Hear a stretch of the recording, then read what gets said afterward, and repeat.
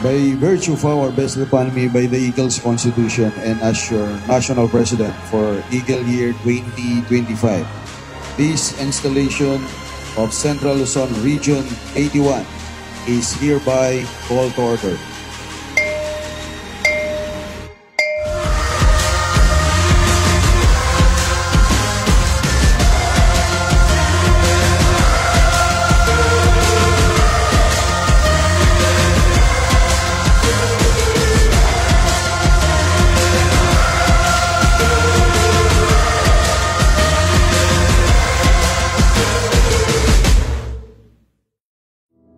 Sa lahat po ng mga kuya, ate, bunso, friends of Eagles, magandang hapon po sa ating lahat.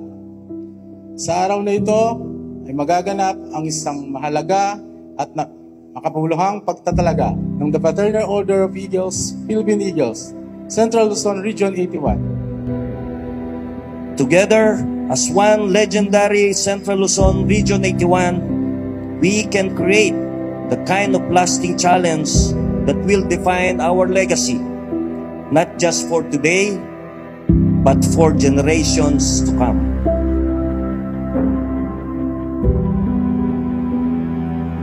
The reason I became a member of Fraternal Eagles and public servant in Angeles City Hall, isa lang naman po naman eh. It's all about doing what we can do and offering what we can offer, especially to the less privileged. Central Luzon Region 81 Chartering Ceremony. Mga kuya, ate, bunso, friends of Eagle, maraming salamat po sa inyong lahat. Deo at Patria, mabuhay ang Agila! Mabuhay ang Agila! Mabuhay!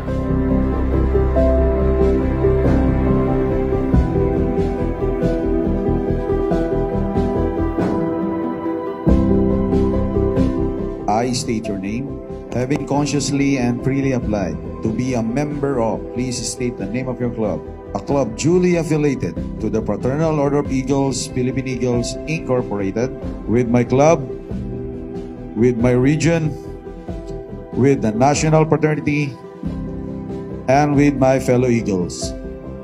So help me God. Congratulations po.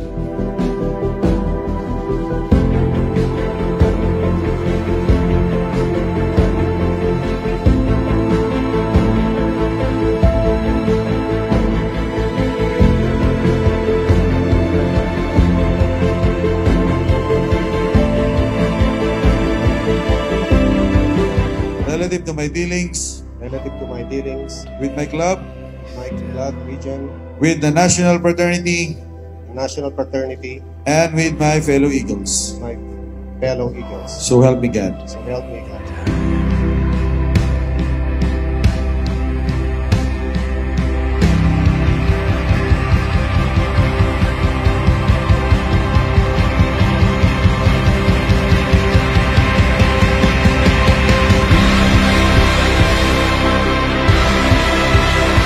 I hereby wholeheartedly accept this gong and gave them as a symbol of my authority, leadership, and responsibility as the Regional Governor of the Central Luzon Region 81 for the of the Philippine Eagles for the Eagle Year 2025.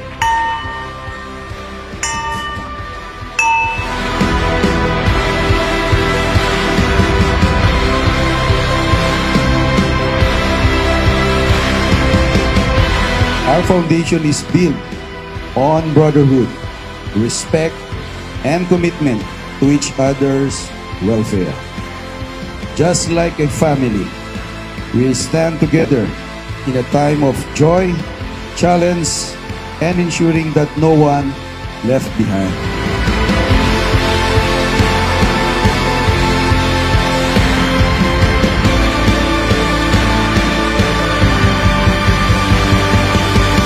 To the newly appointed officers, I congratulate you, but I also challenge you. Be leaders of action, not just of words. Be inspirations, not just administrators. And above all, be examples of true leadership. leadership that empowers, uplifts, and inspires hope. We have proven that no challenge is too great when we stand as one. Congratulations po sa lahat ng mga kuya natin. Mabuhay po ang legendary Central Luzon Region 81.